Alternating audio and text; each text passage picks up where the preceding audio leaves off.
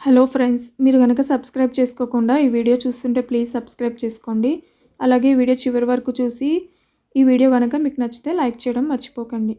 పెలపెలమంటూ కొమ్మ విరిగి నేలబడిన చప్పుడు తలంచుకొని జొన్నలను కడుగుతున్న సరిత ఉలికిపడి చప్పుడైన వైపు చూసి క్షణం ఆలస్యం చేయకుండా అక్కడికి పరుగు పెట్టింది. కొబ్బరాకులు చీల్చి ఈనెలను కట్టకడుతున్న భూదేవమ్మ ఇరిగి పడిన కొమ్మను చూసి అనుకుంటూనే ఉన్న కాయల బరువు ఎక్కువై కొమ్మ ఇరిగిపోతాదని. అట్టే అయింది అనుకుంటూ గబుక్కున లేవబోయి మళ్ళీ కూలబడింది. 7 పదుల దాటిన ముసల్ది కాలు చేయి తీసుకొని మళ్ళీ లేవబోయేసరికి ఇంకో కొమ్మ ఇరిగిపడింది.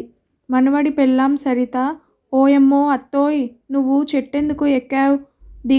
దిగిరా ముందు. ఆడ్నించి పడితే ఏమైనా ఉందా? కేకలు బొబ్బలు పెడతాంది. భూదేవమ్మ సత్తువ కొద్దీ పరిగెత్తుకొచ్చి చెట్టుకు దూరంగానే ఉండి పైకి చూసింది. కోడలు మీనమ్మ చెట్టు పంగలపై కాళ్ళుంచి నిచ్చెన ఎక్కుతున్నట్టు ఇంకో పంగ కోసం చూపులతో ఎత్తుకుతుంది. అమ్మే మీనమ్మ, ఏడికే అట్ట ఆకాశంలోకి ఎక్కతా ఉన్నావ్?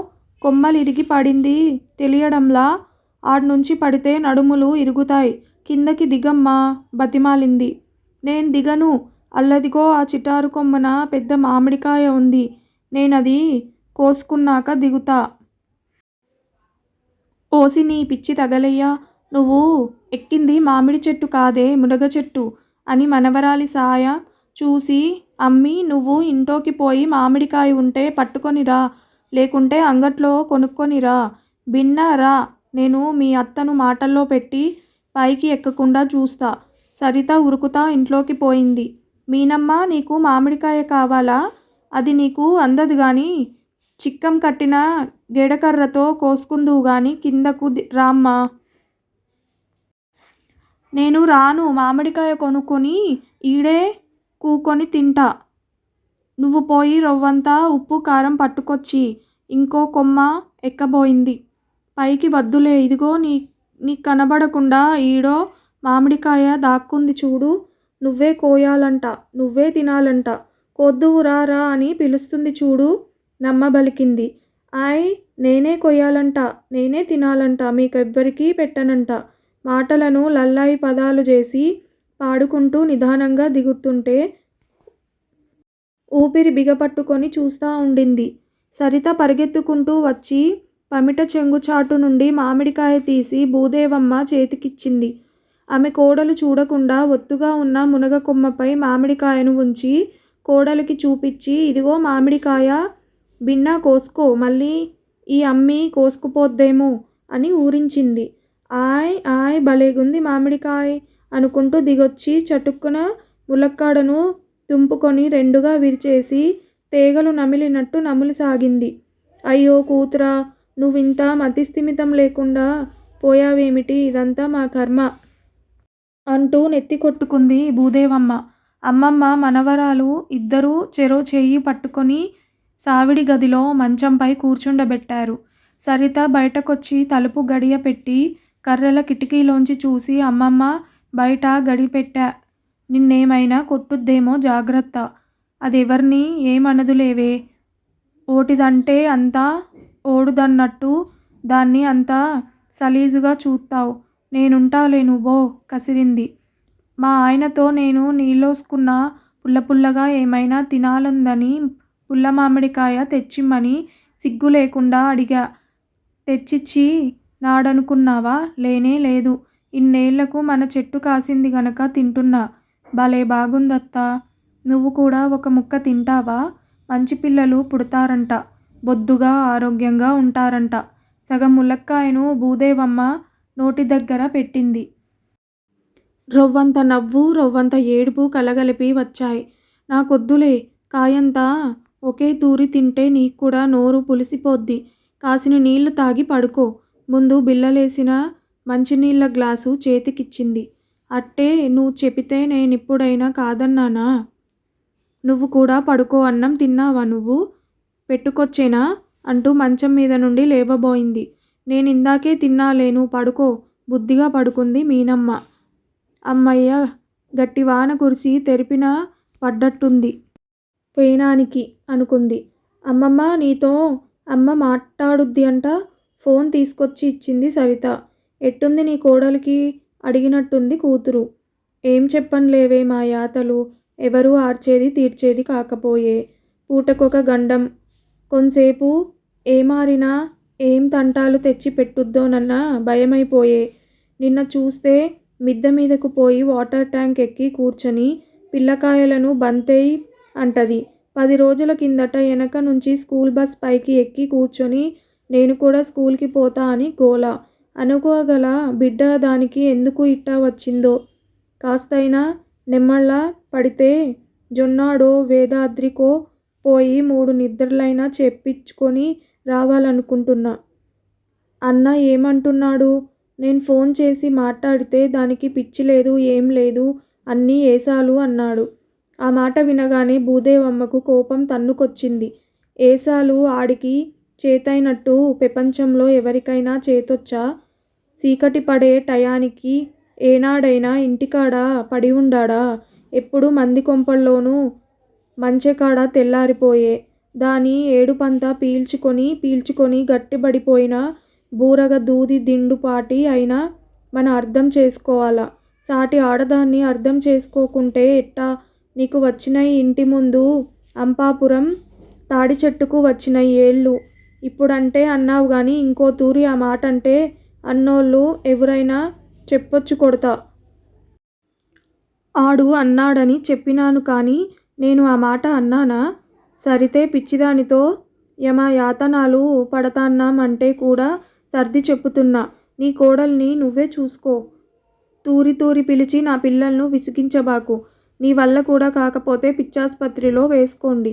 నేను ఉండగా దాన్ని పిచ్చాస్పత్రిలో ఎందుకేస్తానే? ఇంకో 2 నెలలు మందులు వాడితే తగ్గిపోద్దని డాక్టరమ్మ చెప్పింది.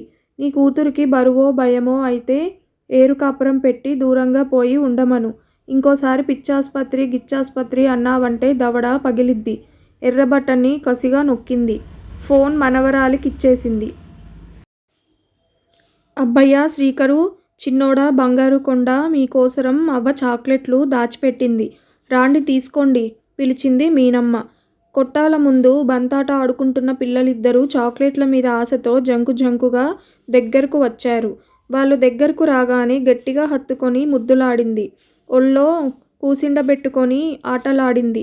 అవ్వ పిచ్చిది అని చెప్పింది అమ్మా, అదంతా ఒట్టిదే అనుకున్నారు పిల్లలిద్దరూ. మీనమ్మ పెద్ద కొడుకు వేణు ఇదంతా చూస్తూ అమ్మకు నయమైపోతుంది పర్లేదు అనుకున్నాడు. మీనమ్మ దుప్పటి కింద దాచిపెట్టిన కవర్లో నుంచి ఏదో రహస్యంగా తీసి పిల్లకాయల చేతుల్లో పెట్టి గుప్పిటం మూసేసి చాక్లెట్లు తినండి అంది. పిల్లలిద్దరూ గుప్పిట తెరిచి వాటిని చూసి మొహం నల్లగా పెట్టుకొని చీ చాక్లెట్లు కాదీ, నీ మందులు నువ్వే తిను మాకొద్దు దూరంగా పారిపోబోయారు. వాళ్ళు విదిలించుకొని పోవాలనుకున్న కొద్దీ గట్టిగా పట్టుకొని మందులు కాదీయి, చాక్లెట్లే తినండి అని బలవంతంగా పెట్టబోయింది. పిల్లలు భయపడి గగ్గోలు పెట్టి ఏడ్వసాగారు. వేణు గబాల్న వచ్చి మీనమ్మను వెనక్కి నెట్టి పిల్లకాయలను దూరంగా తీసుకొని పోయి అవ్వ అని గట్టిగా అరిచాడు. ఏందబ్బయ్యా అంత గట్టిగా అరుస్తున్నావు అంటా వచ్చింది భూదేవమ్మ. ఆమెను బయటకు రానీయొద్దని చెప్పినానా లేదా? చాక్లెట్లని పిల్లకాయలకు మందు బిళ్ళలిచ్చి తిననంటే నోట్లో కుక్కుతుంది. ఈ పిచ్చి మేళంతో మేము ఏగలేం కానీ హాస్పిటల్లో పెట్టేసి వస్తా. వద్దులేరా అబ్బయ్య, బయటకు రాకుండా నేను చూస్తాగా. పిల్లలు భయపడతన్నారనుకుంటే సరితను పిల్లకాయలను ఊరికి పంపి అని బతిమలాడుకుంది. మీనమ్మ నిద్రపోతుందిలే, లేచేవోపు చీరలకు గంజేసుకొని తలస్నానం చేసుకొని వద్దామని తలుపు గడియపెట్టి పోయింటి వైపు వెళ్ళింది భూదేవమ్మ. పనులన్నీ ముగించుకొని అన్నం గిన్నె పట్టుకొని వస్తుంటే కన్ను వాచిపోయి చిరిగిపోయిన చొక్కాతో సావిడి గది నుంచి బయటకొస్తున్న కొడుకు శేషగిరిని అనుమానంగా చూస్తూ ఏమైందిరా అని అడిగింది. ఏముంది పిచ్చిది, మదమెక్కిన దానమ్మ సిగతరగా మొగుణ్ణి అని కూడా చూడకుండా ఒళ్ళంతా రక్కింది కొరికింది. కాళ్ళతో నేలని తాపుతూ అదీ చాలక ఎదురుగా ఉండ నీళ్ళకుండపై కోపమంతా చూపించాడు. ఒళ్ళు బాగోలేని దగ్గర నీ మొగోడి ఏసాలేంటిరా, అవతలికి పో అంది చీత్కారంగా. కళ్ళ తప్పిన ముఖంతో చింపిరి జుట్టుతో చిక్కి శల్యమైపోయి మంచానికి అంటుకుపోయిన కోడలు కళ్ళనిండా కన్నీటితో ఏవేవో గొణుక్కుంటూ ఉంటే పిచ్చిదాని మాటల్లా కాకుండా లోతుగా ఉన్నట్టు అనిపించి మనసు పెట్టి వినింది. నేను ఇంకో తూరి తప్పు చేత్తానా? పూట పూటకి దొంగ కూడు తినే కుక్కకు దేవుడి దగ్గర పెట్టిన నైవేద్యాన్ని ముట్టనిస్తానా? భద్రంగా కాపలా కాయను. దేవుడేంటి, నైవేద్యం ఏమిటి? అయోమయంగా చూసింది. తర్వాత లోతుగా ఆలోచన చేస్తుండగా, అత్తా, నేనేమైనా తప్పు మాట్లాడానా? నిజమే కదా చెప్పాను. తప్పు చేస్తే కూడా ఒప్పుకోవాలి. కప్పెట్టేసుకొని మోసం చెయ్యకూడదు గందా అంది మీనమ్మ. కిటికీ దగ్గర తచ్చాడుతున్న సరితను చూసిన భూదేవమ్మ, ఏమోనే అమ్మా, నువ్వు నీ పిచ్చి మాటలు. ఊకో, ఎవరైనా ఇంటే నీ మాటలకు ఇంకా 4 కల్పితాలు చేసి రచ్చకెక్కిస్తారు.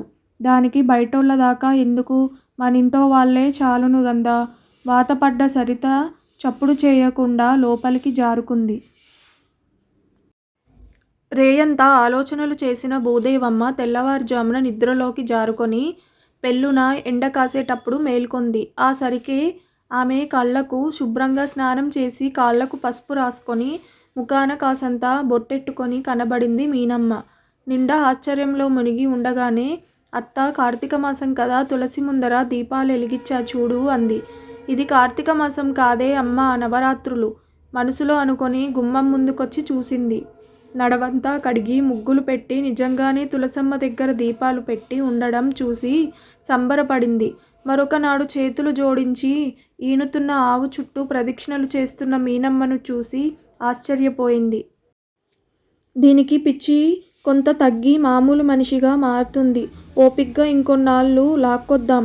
ఇంటి ముందర కానుగ చెట్టు కింద మంచమేసి కూర్చోబెడితే సరి. దారిన వచ్చే పోయే వాళ్లను చూసైనా మనుషుల లోకంలో పడుద్ది అనుకుంది. ఆలోచన మొదలైంది. తడువు దినంబు ఆ పని చేస్తుంది భూదేవమ్మ. కొందరు చెట్టు కింద కూర్చున్న మీనమ్మను పలకరించి కాసేపు మాట్లాడి ఆమెకు నిజంగా పిచ్చే అని తీర్మానించుకొని పోతే, మరికొందరు పిచ్చి లేదు, ఏమీ లేదు, మనిషి మామూలుగా ఉందని మాటలతో ఎదురుకోలు ఆడుకున్నారు. చీర చెంగు ముఖాన వేసుకొని దారిన పోయే పిల్లలతో దాగుడు మూతలాడుతూ, కొట్టంలో ఆవులకు మేతేస్తూ, ఆటిని నీళ్లకు వదిలి గంగడోలు నిమురుతూ, తువ్వాయలతో ఆడుకుంటున్న కోడల్ని చూసి ఆనందపడింది భూదేవమ్మ. ఒకనాడు సందేళ కానుగు చెట్టు కింద కూసొని ఉంది మీనమ్మ. క్రీంగంట ఆమె వైపు చూసుకుంటూ వీధిలో నడిచి పోతున్న మనిషిని చూస్తూ పకపక నవ్వింది. గేటు కాడికి పరిగెత్తుకుపోయి ఆ మనిషిని చేయి ఊపి పలకరించింది. అతను తనపాటికి తాను నడుచుకుంటూ పోతా ఉంటే అదే పనిగా చూస్తానే ఉండే కోడలి కళ్ళల్లో వెలుగు, పెదాలపై సన్న నవ్వు చూసి ఆశ్చర్యపోయింది. అంతలోనే మీనమ్మ వెనక్కి మళ్ళీ 2 చేతులతో నేలమీద దుమ్మును తీసి నెత్తిమీద పోసుకుంటూ, రాధాకృష్ణుల పెళ్ళంట, ఊరు వాడలో వింతంట, తారాచంద్రుల ప్రేమంట, మొగుడికేమో మంటంట అంటూ పాట పాడింది. ఏయ్, లోపలికి పో. ఎదురుగా నిల్చుండి గుడ్లురిమి చూస్తున్న మొగుణ్ణి వెనక్కి నెట్టి గుప్పిళ్ళ నిండా దుమ్ము తీసి అతని ముఖాన జల్లింది. కోపంతో ఊగిపోయినాడతడు. చేతికందిన దుడ్డుకర్రతోనూ అదిరిగిపోయాక గడ్డిమోపు కట్టుకునే రబ్బరు తాడుతో ముందు వెనక చూడకుండా బాదుతుంటే వీధిలో నడుస్తున్న మనుషులు జాలిగా చూశారు. వీధిలో పోతున్న ఆ మనిషి కూడా పాతేసిన గుంజలా నిలబడి మరీ చూశాడు. భూదేవమ్మ వచ్చి కొడుక్కి అడ్డుపడకపోతే ఘోరం జరిగిపోయి ఉండేది. మీనమ్మ శవమై పడి ఉండేది. నెత్తురొడుతున్న గాయాలను, దుమ్ము నిండిన తలను కడుగుతూ పక్కపాపిట తీసిందని పక్కలిరగా తన్నినాడు. పరాయి మగోణ్ణి చూస్తే ఊరుకుంటాడా? లోపలి మాటను ఎల్లగక్కింది. కోడలి వీపుపై వాతలకు వెన్న రాస్తూ కాలం నాటి ముచ్చటొకటి చెప్పుకొచ్చింది. నా చిన్నప్పుడు మా ఊళ్ళో ఇంద్రమ్మ అనే ఆమె సంవత్సరానికొకసారి శ్రావణ మాసంలో రాధా కళ్యాణం చేసేది. పొన్న చెట్టు కింద రాధా బొమ్మను, కృష్ణుడి బొమ్మను నిలబెట్టి అచ్చం బృందావనాన్ని సృష్టించేది. ఎంత బాగుండేది అనుకున్నావ్? ఆ కళ్యాణానికి పిల్లలే పేరంటాళ్ళు, అతిథులు. ఒక్క మగ పురుగును కూడా రానిచ్చేది కాదు. రాధా కళ్యాణం చేస్తే ఇష్టపడిన మగాడి ప్రేమ దక్కుద్ది అంట అని చెప్పేది. అదేదో బొమ్మల పెళ్ళి అని. అరిసె ముక్క, లడ్డూలు పెడతారని సంబరం తప్ప ఆ వయసులో ఆ మాటలు నాకేడ అర్థమయ్యేయి. ఇప్పుడు ఆలోసిత్తా ఉంటే ఆ పెళ్ళిలో పరమాత్మమంతా బోధపడిద్ది. రాధాకృష్ణులు వయస్సుతో సంబంధం లేని ప్రేమికులు గదా. లోకమంతా వింతగా తప్పుగా చెప్పుకోకుండా వారిద్దర్నీ భార్యాభర్తల్లాగా నిలబెట్టాలని ఇంద్రమ్మ లాంటి వాళ్ళు చేసే తతంగం కాబోలు అని వ్యాఖ్యానించింది. మర్నాటికల్లా శేషగిరి ఇనుప గొలుసులు తెచ్చి మీనమ్మ కాళ్ళకు, చేతులకు సంకెళ్ళు వేశాడు. బీగాలు కూడా వేశాడు. పిచ్చిది అందర్నీ కొడుతుంది అని అడిగినోళ్ళకు, అడగనోళ్ళకు అందరికీ ప్రచారం చేశాడు. గొలుసుల బరువుతో కాళ్ళీడుస్తూ ముంజేతులకు పుల్లుపడి ఒంటిమీద బట్ట కూడా సరిచేసుకోలేక అన్నిటికీ తనపై ఆధారపడిన కోడల్ని చూసి కడుపులో నుండి దుఃఖం పొర్లుకొచ్చింది. అయ్యో కూతురా, నీ గ్రహచారం బాగుండలేదు కదే. ఎవరితోనూ ఏలెత్తి చూపించకు ఎరగని నీకు ఈ అవమానపు కాలం ఎందుకు రావాలా అని ఆక్రోశపడింది.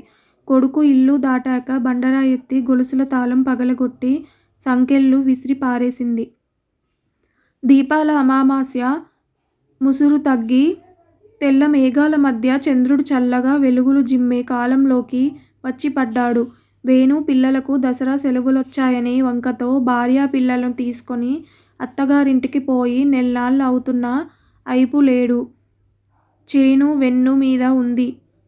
ఎరువు మందు చల్లాలన్న సోయ కూడా లేదేమో సన్నాసికి అనుకుంటూ వేణుకి ఫోన్ చేసింది. మనవడు మాట్లాడిన తీరుకు ఎడాపెడా వాయించింది భూదేవమ్మ. మీ అయ్య కొంప ముఖమే చూడట్లేదు.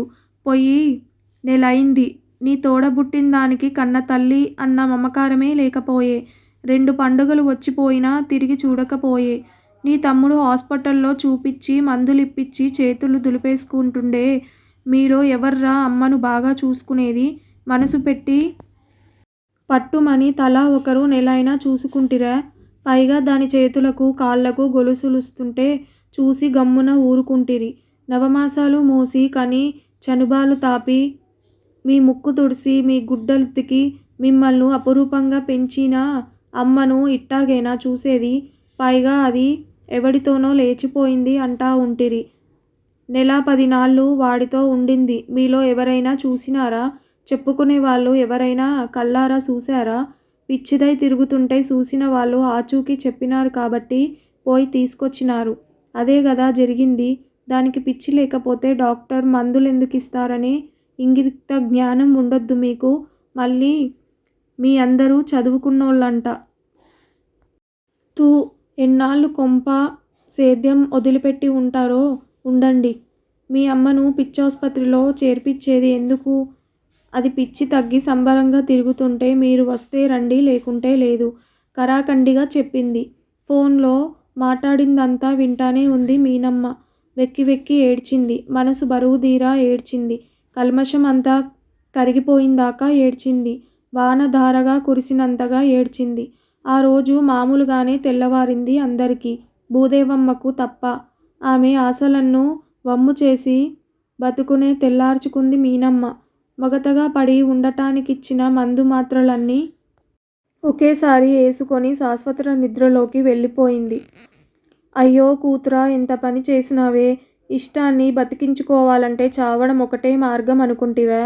ఈ ముసల్దానితో ఒక్క మాటన్నా చెప్పుంటే 50 ఏళ్లకు పైగా మొగుడు లేని ముండగానే ఉండి బతుకంతా తీపిగా ఇష్టంగా బతికిన బతుకు గురించి చెప్పి ఉండేదాన్ని కదే. నెత్తి బాదుకుంటూ ఏడ్చింది. కడచూపు చూడటానికి వచ్చిన వారికి కూడా ఆ గోస మనసుకి తాకి నిలువెల్లా కదిలించింది. మేము మనుషులమే అంటూ అయినా వాళ్ళు కంటికి కడివెడలెక్క కురిసి తేలారు. కాస్త ఆలస్యంగా జరగవలసిన కార్యక్రమాలు జరిగిపోతున్నాయి. గుండె పగిలేదాకా ఏడ్చి శోష వచ్చి పడిపోయిన భూదేవమ్మ నడిమింట్లోకి చేర్చారు. తెప్పరిల్లాక చల్ల కలిపిన నీళ్లు మాడు మీద చల్లుకొని 3 ముంతలు నీరు పైనుండి గుమ్మరిచ్చుకొని వణుకుతున్న వంటితో చీర చుట్టుకొని ఇంట్లోకి నడవకుండా సావిడి గదిలోకి నడిచింది. మీనమ్మతో పాటు మీనమ్మ గురుతులు మాయమైపోయి బోసిపోయిన గదిని చూసి మరింత బావురుమంది. గది నడిమ కూలబడింది. కోడలితో అనుబంధాన్ని గుర్తు చేసుకుంది. 14 ఏళ్ల పిల్లప్పుడు కాపురానికి వచ్చింది. 30 ఏళ్ళు తల్లో నాలుకలా మెలిగింది. ఎంత పని చేశావే బిడ్డా అని భూదేవమ్మ చాలా ఏడ్చింది. గది గోడలు తామిద్దరూ రాత్రి చెప్పుకున్న రహస్యాన్ని మళ్ళీ వినిపిస్తున్నట్టు అనిపించింది ఆమెకు. అత్తమ్మ, నీకు మాట చెబుతా, నిజమే చెబుతా, నమ్మాలి నువ్వు. చెప్పవే తల్లి, నువ్వెప్పుడైనా అబద్ధం చెప్పావా? నాకు పిచ్చి లేదత్తమ్మా అంది అత్త కళ్ళల్లోకి సూటిగా చూస్తూ. నాకా ఇసయం ఇడమరిచి చెప్పాలంటే పిచ్చిమొహమా, మందులేసుకోకుండా దిబ్బగుంటలో పాడేసినప్పుడే కనిపెట్టా. నీ మనసు, నీ ఆలోచన నాకన్నీ తెలుసు. నువ్వు మాత్రం ఏం చేత్తావ్? శరీర ధర్మం చెప్పింది చేశావ్. నువ్వు తప్పు చేశానేమో అన్న ఆలోచనలతో నలిగిపోవడం, పాత కాపురంలో ఇమడలేకపోవడం నాకు తెలియదనుకున్నావా? తప్పు ఉసిగొల్పిన ఒంటిదా, కోరుకున్న మనసుదా అని మదన పడుతున్నావ్. తప్పు రెండింటిది అయితే నువ్వసలు పశ్చాత్తాప పడనే పడకూడదు. మానసిక దుఃఖం అసలే కూడదు. నువ్వీ మాటలు అంటుంటే ఎందుకో మా తాత బాగా గుర్తొస్తున్నాడు. నీ ఒళ్ళో కాసేపు పడుకుంటా అత్తమ్మా. రావే తల్లి, నా ఒళ్ళో రవ్వంతసేపు ఒడ్డిగిల్లు. మనస్సు నిమ్మలం చేసుకో ఓదార్పుగా తల నిమిరింది తను. ఆశ్రమంలో గురువులు చెప్పే మాటలు మననం చేసుకొని కోడలి మనసు నిమ్మలమయ్యేటట్టు 4 మాటలు చెప్పింది. శారీరక ధర్మం ప్రకారం నడవాలనుకునే వారికి తప్పొప్పులు, ఆలోచనలు అంటకూడదు. తొర్రలో పడ్డ నిప్పు రవ్వంత అయినా చెట్టునే దహించేస్తుంది. గతం గతః అనుకో, అప్పుడే నీకు మనశ్శాంతి. కళ్ళనీళ్లతో చీరకొంగులో ముఖం దాచుకుంటూ, నేను చచ్చిపోతే ఏడుస్తావా అత్తమ్మా అంది. అప్పుడైనా తట్టలేదు ఈ మందమెదుడికి. ఇది ఏదో అఘాయిత్యం చేసుకుంటుందేమోనని. అప్పుడు తనంది, ఏం మాటలే అయ్యి, జరిగిందేదో జరిగిపోయింది. నేనుండంత కాలము నీ మొగుడితో సహా ఏ ఈగను నీ మీద వాలనివ్వను. రోజూ చేనుకు పోదాము, పనులు చేసుకుందాం, మంచి తిండి తిని మంచి గాలి పోసుకొని ఆరోగ్యంగా నిలబడాలి నువ్వు. నీ మొగుడు చూసినప్పుడు మాత్రం పిచ్చిదానిలా నటిస్తా ఉండు చాలు. ఆడు నీ జోలికి రానే రాడు అంటూ తన మాటలకు తనే పగలబడి నవ్వింది. మీనమ్మ నవ్వకుండా నిశ్శబ్దంగా కన్నీరు కార్చింది. కరువుదీరా ఏడ్వని, ఏడుపు మనిషికి మంచి ఔషధం అన్నట్టు గమ్మున ఉండిపోయింది. ఆ కన్నీటికి అర్థం ఇదా? మరోమారు గుండె బద్దలైంది. మాత్రల డబ్బాని అట్టెందుకు అందనిచ్చావ్ అవ్వా అంట మనవరాలిద్దరూ కూతురు మూకుమ్మడిగా భూదేవమ్మ చుట్టూ చేరి ఏటా కుక్కలు మాదిరి వాసన కనిపెడుతూ కూపీలాగను మొదలుపెట్టారు. పిచ్చిది ఎప్పుడు ఏం చేత్తదో నేనెట్టా చెప్పేదే అమ్మలారా. ఏమోలే, పొరపచ్చాలందరికీ ఉంటాయి. మానబోయే పుండుని కెలుక్కొని బాధపడటం ఎందుకు? ఇకనైనా నాయన్ని కనిపెట్టుకొని ఉండవ్వా అంది జయ. మీ అమ్మకు బిడ్డ రూపంలో ఉన్న శత్రువువి గదే నువ్వు. దవడ గట్టిగా బిగించి నిరసనగా చూసింది మనవరాలి వైపు. నువ్వు మాత్రం ఆ పిచ్చితనంతో ఎన్నాళ్ళు పడతావులే. మరిన్ని బాధలు లేకుండా తొందరగానే ముగించుకొని పోయింది. నిన్ను ఒడ్డున పడేసింది అంది కూతురు. అందర్నీ నిర్లిప్తంగా నిస్తేజంగా చూసి మాట పొదుపు చేసింది భూదేవమ్మ. మనస్సులో గట్టిగా అనుకుంది, కోడలి రహస్యాన్ని ఏనాటికి బయటకు పొక్కనీయకూడదు. కష్టమో కామితమో ఏదైనా ఎట్టాంటిదైనా బిడ్డను అక్కున చేర్చుకొని ఆదరించాలే తప్ప వీధిన ఏసుకుంటామా? తెల్లని గుడ్డపై ఉన్న మరకలను బయటేసుకొని తిరగమని ఏ తల్లి చెబుతుంది? రహస్యాలను బట్టబయలు చేయని గది గోడల్లా ఇప్పుడు తను ఒక నిలువెత్తు రహస్యపు గోడ అంతే. ఈ కథ కనుక మీకు నచ్చితే ప్లీజ్ సబ్స్క్రైబ్ చేయండి. అలాగే లైక్ చేయడం మర్చిపోకండి. Thank you so much for watching this video.